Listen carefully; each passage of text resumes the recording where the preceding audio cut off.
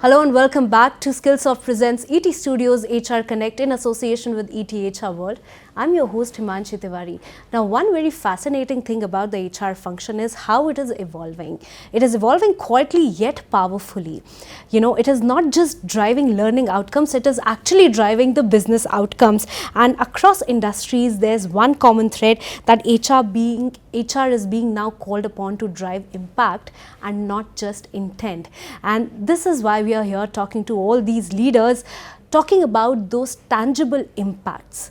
Well, thank you so much, gentlemen, for joining this discussion. We are joined in by Amit Kumar, country HR leader and board member of Novo Nordisk, India. Amit, thank you so much for joining us. My pleasure.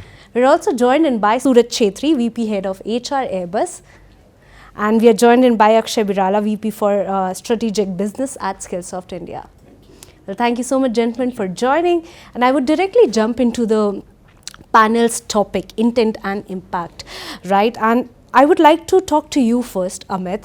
You know, you are in an industry where trust, compliance, all of these are central, right? In such an industry, in such a complex industry, how are you sort of evolving your HR playbook in a way that it balances business agility with also the long-term talent resilience? Thank you, Himanshi. Very pertinent topic which we are discussing. Very happy to hear that it's evolving and HR is playing a key role in business success. What we need to look at is the foundational pillars for any organization.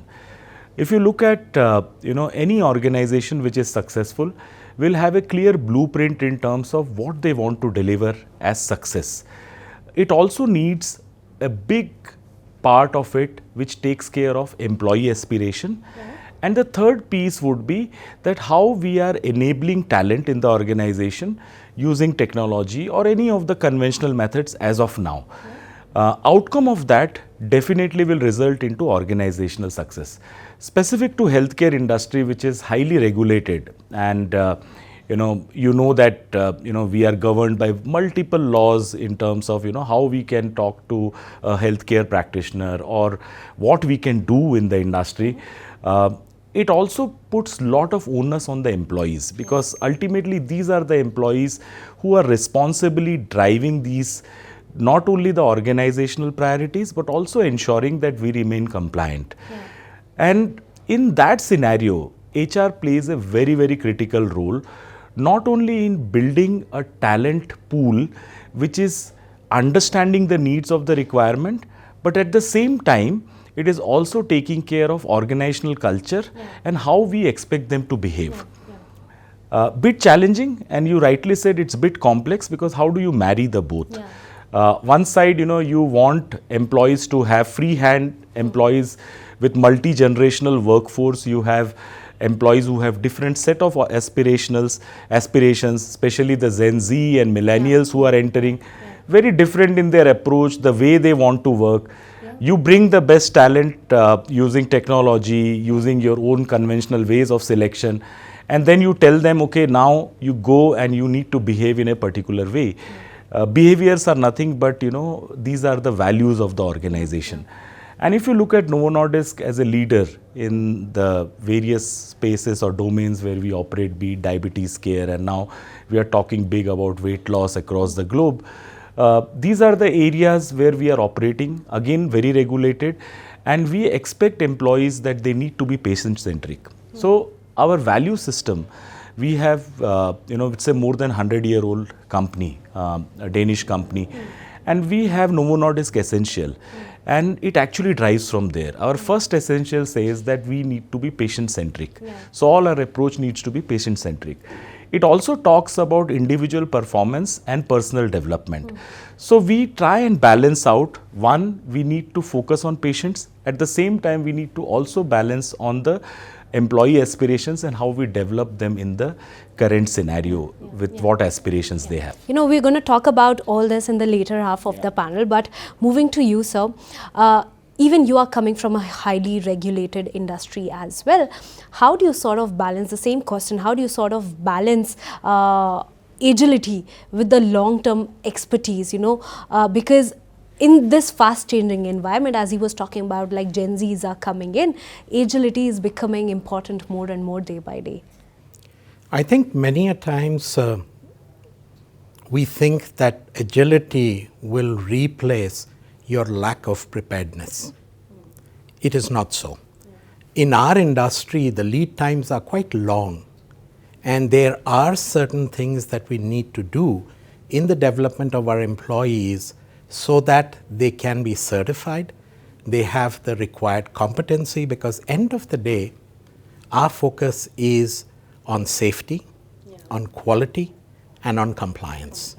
And when we look at this entire ecosystem, many a times we do agile things, but we pre-plan, and I'll give you a few examples, that we have certain academies that we've set up internally for specific areas in engineering, in customer services, in digital, in MBSC, where we prepare these people over a gestation period of anywhere from 6 months to 1 year, so that they are industry ready internally within our organization to meet the requirements of the future.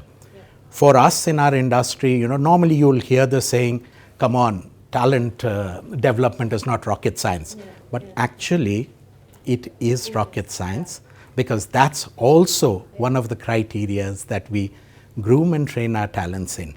And then when you look at technologies that can support us, there's this sense that yes, we do use the technologies that are there.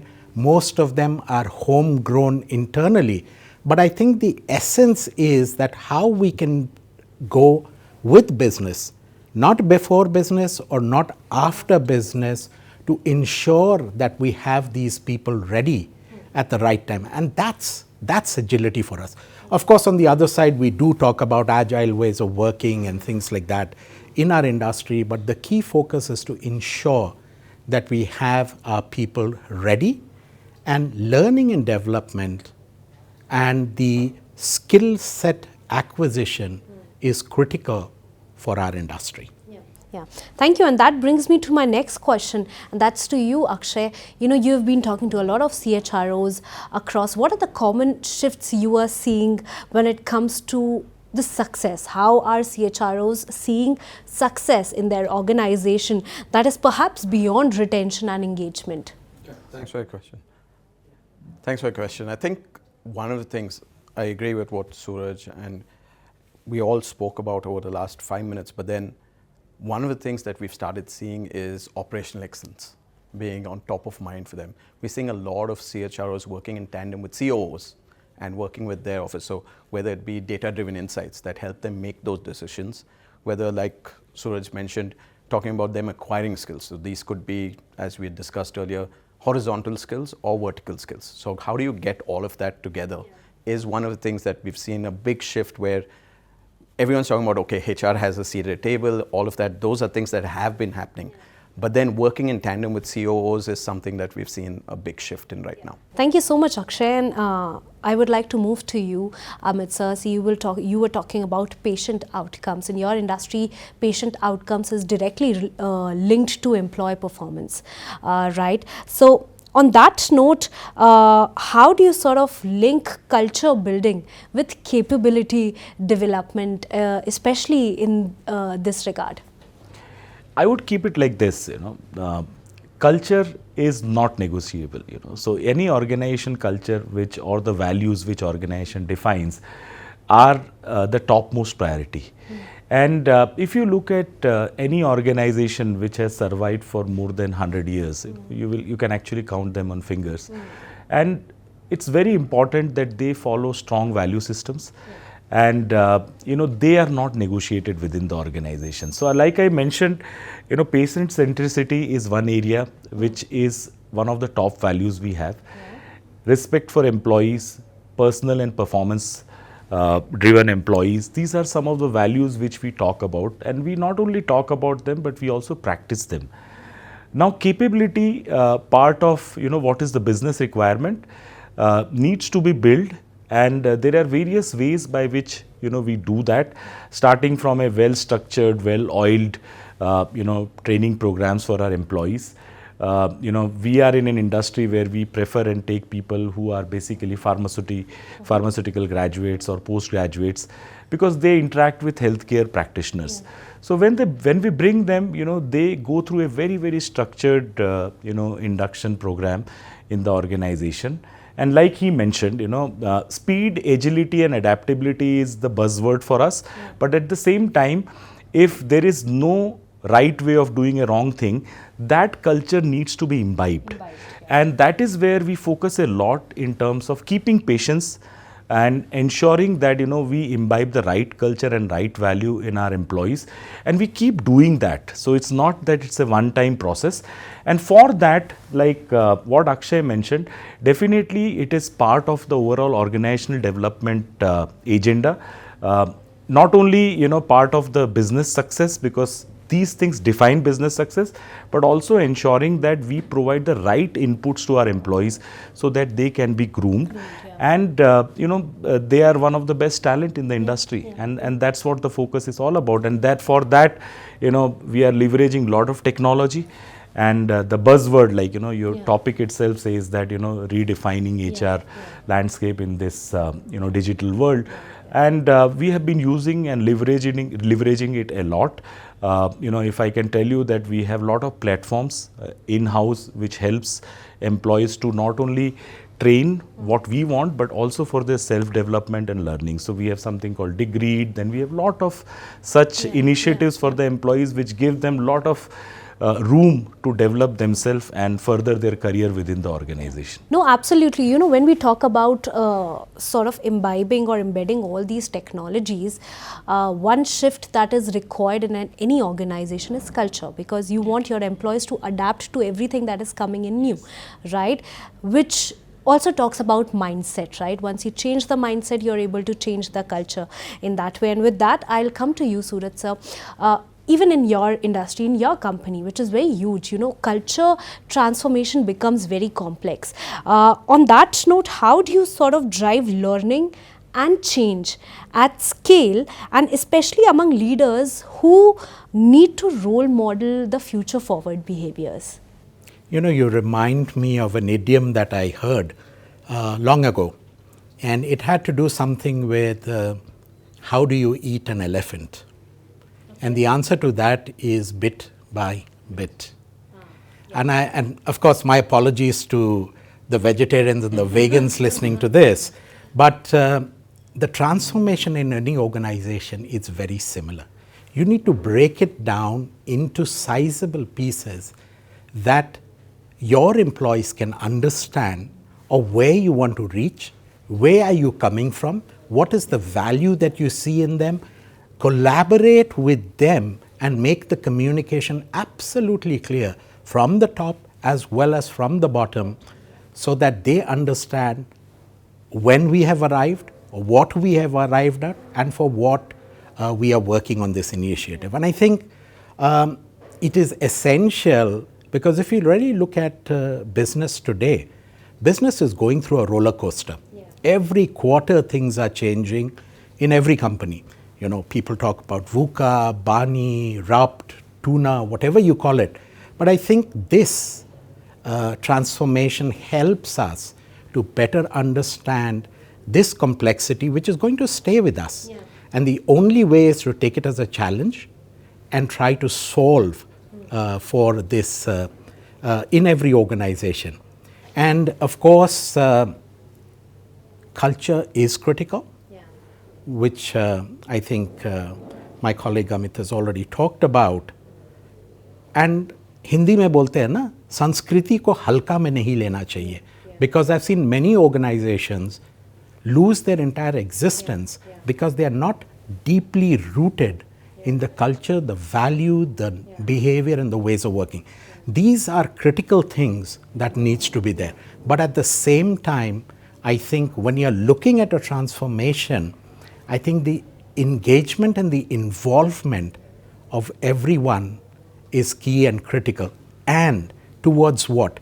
Towards a learning organization that believes in things that will change and transform them, believes in taking risks, believes in giving opportunities where people can try out stuff, believes in new ways of working. So all these things are critical elements that one needs to focus upon if we really want to achieve that transformation which takes an organization from one level to another. Can I add something to what Suraj mentioned? I'll just give you an analogy. When Novo Nordisk globally, was ramping up its production facilities, and there was a time when almost 1/3 of our employees were new. We are close to 68,000 employees globally now.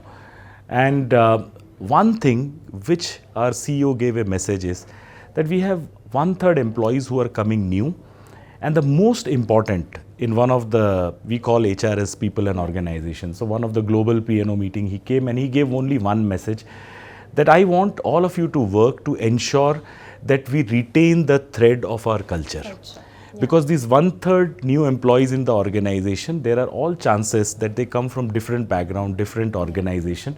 But it's very important that we retain the thread and the Novo Nordisk essentials, the 10 essentials which we have, which we are there, which has made us successful. And that's one important key message he gave. So it's so important for us. No, definitely. I remember when I've seen in a lot of organizations, when management changes, the culture changes overnight, and the company, the employees suffer in the long run. A lot of companies are not able to get up after that management change. In a lot of cases, in the cases where you have sort of abided by your culture and ethics, you have sustained for the long term. And that brings me to my next question, which is to you, Akshay. With Suraj, we spoke about learning at scale, and Skillsoft supports learning at scale, right? So how are you helping HR leaders integrating learning with measurable KPIs and not just participation rates? Because we are talking so much about learning, we are talking about learning outcomes, but then how to measure that, or how to measure what we have actually achieved? Yeah, I think fair enough question. And I think both the gentlemen out here also look at that when they actually speak to folks like Skillsoft. And I think one of the biggest things is we need to align to their business imperatives. At the end of the day, when we're talking about operational excellence, that also falls under that whole realm of getting people to understand, getting their partners, getting their employees to understand that we're all working towards the same cause that roots up to the company. Could be something like Amit said, talking about culture, so making sure all of them align in that manner. So one of the things Amit mentioned was, when we got those 1/3 folks, you actually, the onus of getting them that this is the culture fell upon the acquiring company more so than anyone else. So how do you get that in front of them is making sure that the business imperatives are actually aligned, so that then they understand that whatever you're doing is focusing towards how we can create value for that business. No, absolutely. And with that, I would like to move to my next segment, which is on AI, because come on, there's no conversation on HR where we don't talk about AI, right? And when we talk about AI, we shall perhaps also talk about the trust challenge that comes with AI. And with that, I would like to come to you, Amit. As AI becomes embedded in pharma, in your industry, in R&D to employee experience, what do you think, like what is the HR's responsibility in ensuring the ethics, in building the trust while using AI? Wow, that's a very good question, I can say that. And when I started, I said that, for success of any organization, I think 3 strong pillars are: one, what is the organization culture, what is the organizational priorities, and third, employee aspiration. AI is all over, I think you talk to anyone and they will say that yes, we are getting impacted by AI. But actually it is not, I think it needs to be embraced. AI has become a cool word now. It's a cool word, AI and ML. Yeah. And but the thing is that, it is slowly getting into our lives, like, how digital savvy we have become. Yeah. Over a period of time, we never realized, but we are also digital, so even people who are not using or not so much digital are using digital platforms. So AI has also seeped into our lives, that's how I will say, and slowly I can see that it's becoming part of everyone, especially organizations where we are talking about how do we leverage AI to build efficiency. it also puts onus on all us, very pertinent question, that how do you build that trust? Because there is a lurking doubt in minds of everyone that will my job be there? You know, when AI is coming, will I lose my job? But I think the whole point is it's not about losing jobs, but it is about adopting the technology, adopting AI and making it more efficient. You know, like it said that whatever you do, try and do it better every time. And I think AI plays a big role in helping that. In our company, you know, we were the first adopters. We have our own Novo Nordisk Chat GPT. You know, we have Copilot, which is not on by, you know, that, you know, few of the employees will have. We actually given it to all. And when I now sit in Teams meeting or any of the meetings, I see how Copilot is getting used, you know, and it has made life so easy because it's speed. You know, speed, agility, adaptability is something which we are talking about, you know, from the market point of view. But even in all our work, all our responses, in no time you generate minutes of the meeting, in no time you get the action plans, in no time you built out a presentation. So it is seeped in. And with that, it's very important that in a transparent manner within an organization, there needs to be a continuous dialogue and communication around it to the employees, that how it's going to change their life, why they need to embrace this technology and move forward. So it's a game changer, and I would say that it's the nascent phase now. Another 5 years, it will completely be part of our life, we'll not realize and we'll not have a choice. And that's where HR needs to get ready to ensure that, you know, your employees are geared up to take up this challenge, embrace it and make it part of their day-to-day life. They embrace it and they are not actually feared of becoming obsolete, redundant. Right, on that note, sir, I would like to come to you. See, we are using AI across all the functions, from hire to retire, right? We are actually using a lot of AI, but what are your views on integrating AI across HR functions, and how can we do it responsibly? I think it reminds me that someone once told me that AI plus HI, which is the human intelligence, is equal to ROI. And that stuck on my head. But I think what we need to be careful of, that the HI portion does not also get included into the AI, that we are able to drive AI. In our organization, low-hanging fruits, tech that is available, systems that are available for recruitment, for workplace planning, for engagement activities. We've already worked on those and we have implemented such activities. But on the finer things, we've got many POCs running within the organization. And I think the challenge is where, when we are developing such technology, the feedback from the experts, which comes, once you get the large models in place, and then you develop the algorithms around it, and then the experts that give their opinion. And I think that's important, and that's where we are taking time so that we don't let biases creep in to the systems that we develop, that we are ethical in what comes out. We are also moral in what comes out as an outcome. So we are at that stage right now. Yeah, and that reminds me of a thing, that when I take workshops for students, now that everything is so much available, right? They try and do all of their presentations and homeworks through AI. So it perhaps becomes difficult even for the teacher, even for the HR leaders, to find a way where your employees or where your student don't forget their human intelligence, right? So even I have to design those assignments that is assignment mein to they won't be able to use AI, right? So this is perhaps now the responsibility of the leaders also. Or use technology that can tell you that this is. Exactly. Yeah. So, with the evolving and changing times, you will also realize that it is not needed. So, I was talking to some, my daughter's class friend, and I was asking some questions in general, and she immediately took out her phone and she was typing Google. I said, but in our days we used to remember that. But she said, Uncle, we don't need to. we have Google, why we need to remember? So like that, I think there would be part of human intelligence which will get automized or which machine learning will take over. But still the higher order of intelligence which creates the right set of systems and processes like what is said, it remains. Yeah, so very true. And I think one more thing to add on. So when I was in college, there was one exam where a professor said it's an open book exam. Everyone was so happy about it. And that was the most difficult exam. And everyone said, oh, great. So what's important now when we're talking about AI is how to use it. If you have an open book exam, responsibly would be the key word there as well. But then you can have an open book exam, that's the hardest.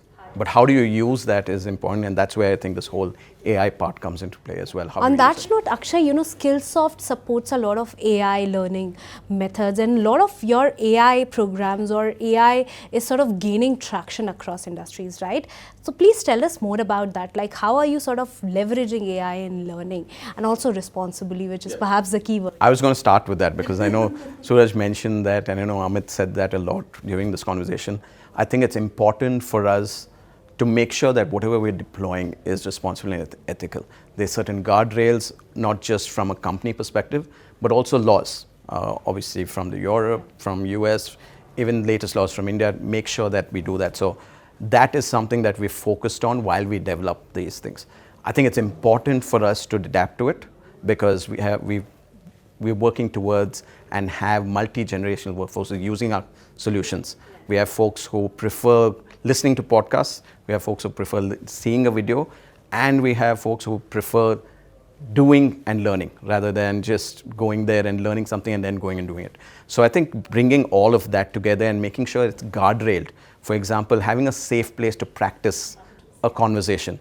You need a guardrail there, and you need to make sure that, okay, no one else is watching, no one else is seeing this. I can do this at the comfort of my office chair or at home. So creating those kind of guardrails from a simulated environment, safe environment, all of those things are what we've started working towards. All right, thank you so much, gentlemen, for this conversation. And now, as we're moving towards the end of this conversation, I just have one question for you all, which is perhaps, how would you define the future-ready HR function? See, future-ready is the most used word these days, but how all of you individually will define the future-ready HR function in a word or in a sentence? Starting with you, Amit. Yeah, I would say that, high level of employee engagement, satisfying the needs of the multi-generational workforce you have. In quick sentence, if I have to say, each employee is different with a different aspiration. Organizational asks are common, whereas each employee brings a different aspiration. In this world, where you call it VUCA, BANI, RUPT, how we describe nowadays, how do you ensure that you bring synergy in what employee wants and what organization wants? And if you are able to leverage the technology and AI, ML, and learning interventions to marry them and bring success for the organization, that would be the role of HR and success. All right, thank you so much. Moving on to you, sir. How would you define? I think let me put a caveat before I make my statement that all the tools and all the technologies in the world will not be able to solve anything if the mindset of the employees do not change. And I'll give you a Make in India saying that I've developed myself. The only digital gawar of the 21st century would be someone that thinks he knows everything.